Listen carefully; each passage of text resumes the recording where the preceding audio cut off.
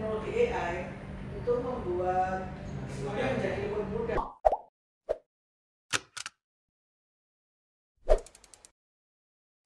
Halo teman-teman MPOG semuanya, saya Dibagus, mahasiswa Prodi Manajemen Pemasaran Politeknik Ubaya. Di sini saya mengundang Ibu Melinda untuk salah satu dosen Prodi Manajemen Pemasaran untuk membahas tentang kompetensi bagi mahasiswa. Apa kabar Ibu? Luar biasa. Selamat pagi Pras, selamat pagi MPOG. Nah, di sini saya sebagai salah satu mahasiswa, saya ingin mengetahui seberapa pentingnya sih kompetensi bagi mahasiswa yang Ibu ketahui. Oke, kompetensi mahasiswa itu merupakan suatu kemampuan yang diharapkan dimiliki oleh setiap mahasiswa, baik itu pengetahuan, keterampilan, dan sikap yang sesuai dengan wujud kerja yang ditetapkan. Sehingga dalam pelaksanaannya, dunia kerja itu akan mempermudah diri dalam berkembang baik dalam aspek apapun. Nah, itu sekilas dari pentingnya kompetensi mahasiswa. Nah, menurut Ibu nih, kenapa sih kompetensi itu perlu disertifikasi? Jadi manfaat sertifikasi kompetensi untuk mahasiswa itu adalah untuk menambah kredibilitas mahasiswa di mata perusahaan yang tidak merekrut karyawan. Selain karena bekal keterampilan yang dimiliki itu punya kelebihan gitu. Sertifikat kompetensi mahasiswa itu juga menunjukkan komitmen mahasiswa untuk belajar dan berkembang di luar lingkungan akademis.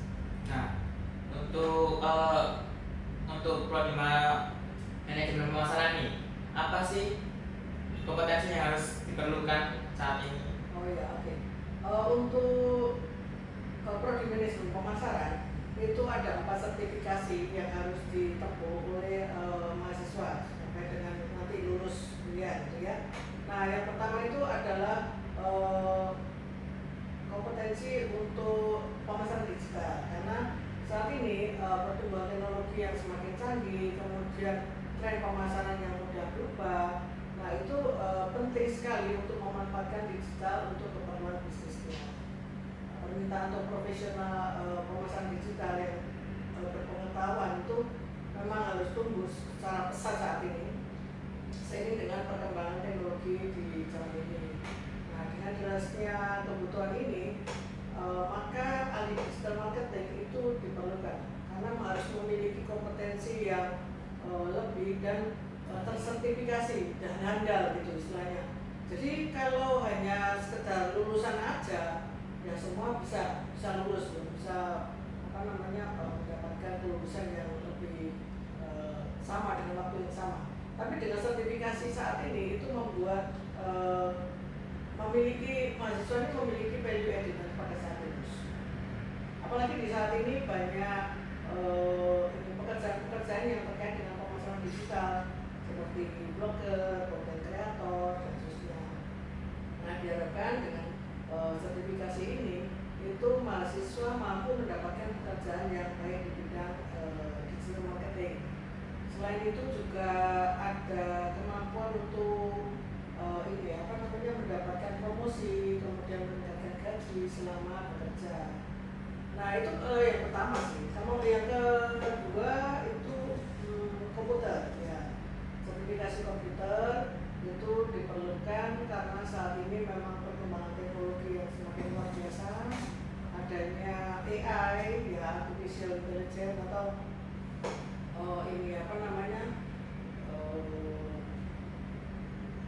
jadi dengan AI itu membuat semakin mudah ya, semakin mudah untuk Selesaikan kayak proposal. ya. Contohnya kalau dengan AI itu mempermudah kita dalam hal melakukan apapun. Ya, walaupun peran AI itu tidak bisa mengganti dari peran manusia di dalam pemasaran digital.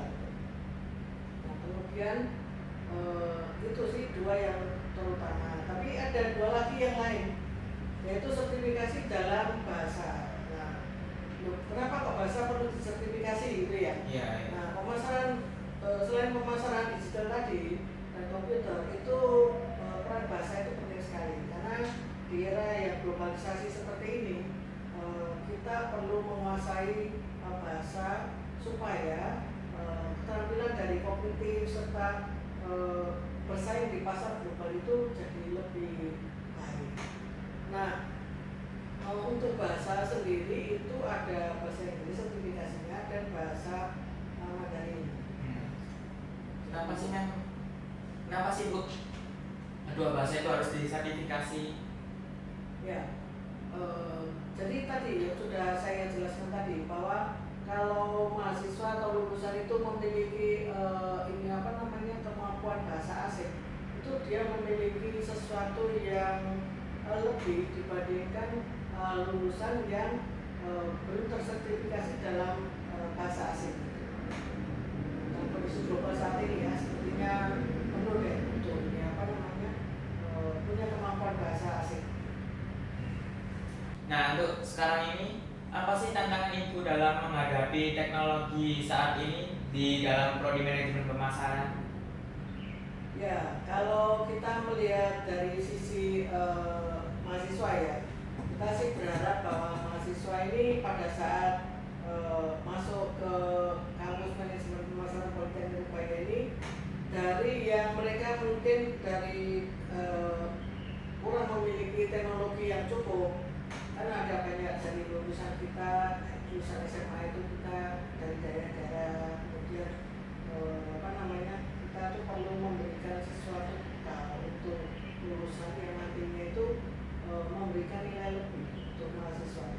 Jadi pada saat lulus itu mahasiswa nggak hanya pinter untuk jualan aja, nggak hanya pandai untuk bisa pemasaran, punya IP yang tinggi, tapi selain itu juga dibekali dengan sertifikasi tadi, itu membuat lulusan ini memiliki daya saing yang lebih dibandingkan lulusan tanpa tersertifikasi.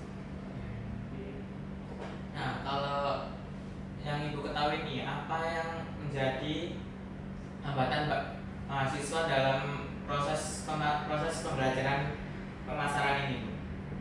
Ya, hambatan-hambatan itu pasti ada. Ya. Jadi kalau misalkan kita melihat bahwa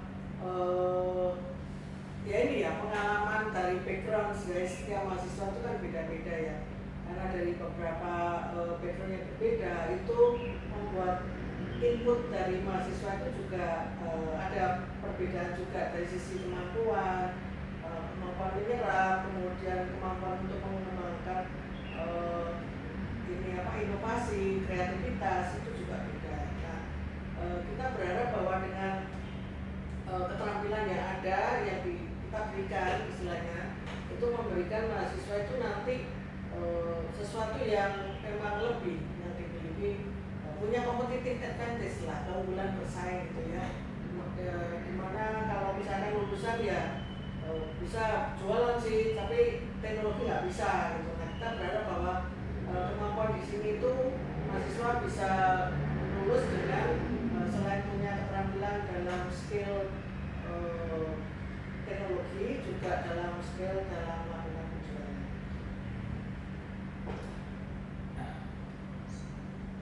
Nah, teman-teman, itulah pengalaman dari Bu Melinda ini. Cukup banyak ya sekali pengalaman dan sertifikat semua yang harus disertifikasi dalam prodi manajemen pemasaran itu. Nah, itu kan pengalaman Ibu Melinda selama mengajar di kampus nih. Apakah ada pengalaman luar biasa lain yang di luar kampus, Bu? Oh ya. Nah, kebetulan juga kita di prodi manajemen pemasaran Politeknik Ubaya ini juga diberi kesempatan dari Kemendikbud ya, jadi dari Kemendikbud, di Diknas terutama itu untuk menjadi salah satu juri dalam lomba kompetensi siswa. Nah, dalam lomba kompetensi siswa ini kebetulan saya sudah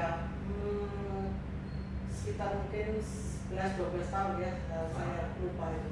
Nah, 11-12 tahun ini saya menjadi pembuat soal dan juga juri dalam lomba kompetensi siswa di SMK se-Jawa Timur.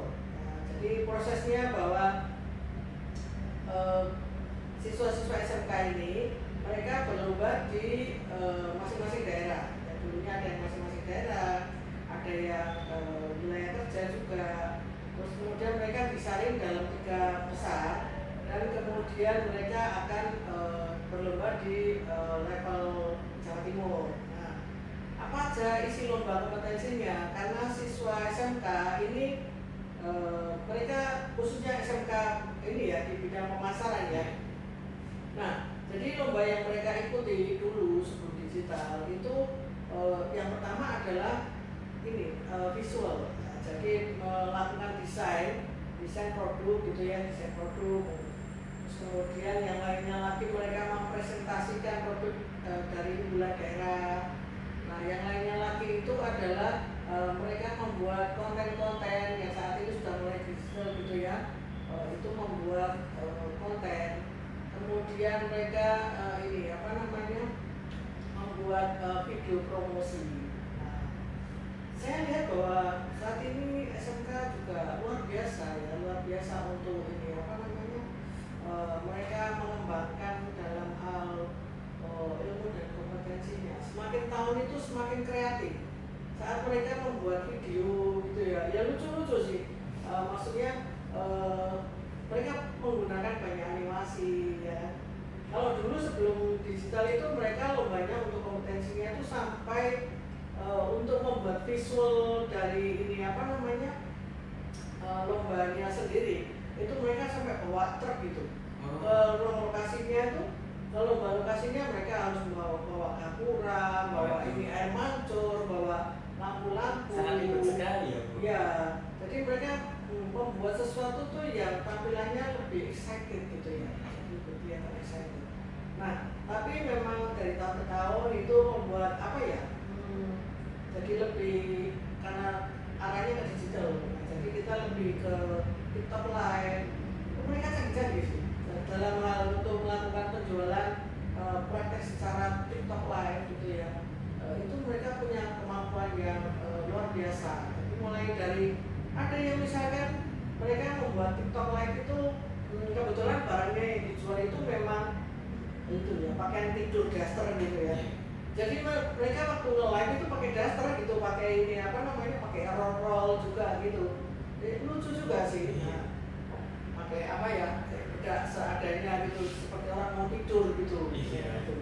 Jadinya sesuatu yang sangat menarik ya. Seperti itu. Ya, tahun dari tahun itu kompetensi mereka juga semakin baik, khususnya di bidang ini kontennya, konten. Jadi dari mereka membuat animasi, kemudian membuat bagaimana produk itu yang sepertinya biasa-biasa saja itu kelihatan menjadi kreatif dan inovatif. Nah, itu nih ya Bu ya, pengalaman Ibu dari luar kampus nih. Nah, itu kan sedikit cuplikan pengalaman dari Bu Melinda sendiri. Nah, kenapa sih mereka kok sangat inisiatif sekali dan semangat sekali untuk mengikuti LKS tersebut sih Bu? Nah, LKS itu adalah kegiatan yang sifatnya itu rutin setiap tahun. Nah, jadi setiap tahun itu tempatnya berubah-ubah. Jadi memang diganti-ganti gitu biar enggak ya mau pusat ke satu kota gitu ya. Misalkan yang tahun ini tuh di Madiun ya. Tahun lalu di kota mana yang lain, ada Tulungagung, ada Jombang, ada Surabaya, Malang dan seterusnya. Nah, mereka melakukannya secara setiap tahunnya berubah. Nah, karena menang dalam lomba LKS ini itu adalah sesuatu yang prestis sekali.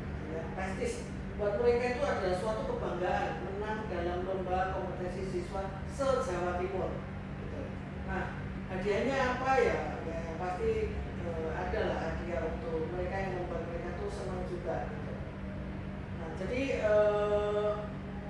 kegiatan LKS ini memang diadakan oleh Dignas itu supaya setiap tahunnya itu ada peningkatan kreativitas inovasi dari setiap siswanya gitu.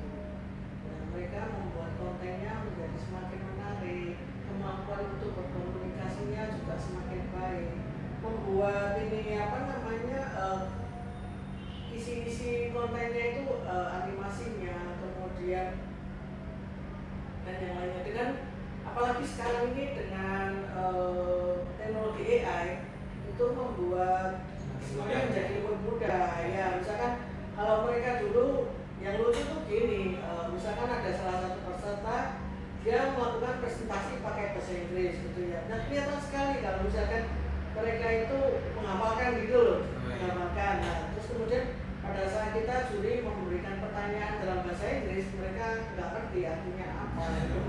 Jadi akhirnya kita ya ngasih pilihan ke mereka, apakah mau ditanya pakai bahasa Inggris atau mau pakai bahasa Indonesia gitu ya. Nah jadi akhirnya supaya mereka itu nggak perlu menghafalkan seperti itu, karena dengan teknologi AI ada teleprompter yang bisa membantu mereka untuk melancarkan pada saat mereka melakukan presentasi. Nah, ini kan, ya saya memotong pencerahannya. Ya. Saya ini kan mau tanya, ada nggak sih ATM atau harga untuk mengikuti lomba tersebut? Oh ya, kalau itu sih dari ini ya, dari Dimas saya membutuhkan ya, itu saya nggak seberapa paham sih. Cuman ini memang lomba untuk perorangan, jadi bukan berbentuk begitu. Nah setiap sekolah memang mengirimkan satu siswa untuk di setiap kotanya, perwakilan ya. Jadi di kota itu ditawarkan, bukan ditawarkan ya, tapi lebih dilombakan. Mereka diambil 3 besar. Jadi 2 besar dari setiap kota itu mereka mengikuti lomba untuk yang level Jawa Timur. Nah, yang terakhir nih Bu, apa sih tips-tips untuk mahasiswa untuk meraih kompetensi yang akan disertifikasi selanjutnya itu? Ya, jadi tips-tipsnya untuk mahasiswa ya supaya bisa lolos atau lulus dalam sertifikasi itu yang pertama pasti punya kemampuan knowledge, pengetahuan itu dari setiap kali perkuliahan, mungkin bisa menambah referensi ya untuk baca-baca dari banyak sumber. Kemudian juga kalau ada pengalaman kerja itu lebih bagus lagi. Kemudian kita bisa menanyakan kepada para praktisi, mereka yang sudah bekerja di khususnya di bidang pemasaran digital, bagaimana mereka sukses dalam melakukan pekerjaannya. Kemudian kita juga membaca banyak biografi juga ya para pemasar digital yang sekarang ini sukses bagaimana. Konten kreator itu kalau mau bekerja supaya lebih bisa menghasilkan karya-karya yang inovatif dan kreatif itu bagaimana? Seperti itu. Wah, gak kerasa nih guys, kita udah di penghujung acara. Aku sangat tertarik nih tentang apa yang Bu Melinda bicarakan. Bagaimana pentingnya sertifikasi dan kompetensi yang akan kita lalui di masa perkuliahan ini. Saya Dibagus, mahasiswa Politeknik Ubaya, dan Bu Melinda selaku dosen manajemen pemasaran, izin pamit dari podcast ini dan tentunya akan hadir kembali tentang podcast-podcast yang banyak pengetahuan dan sangat berharga ini. See you.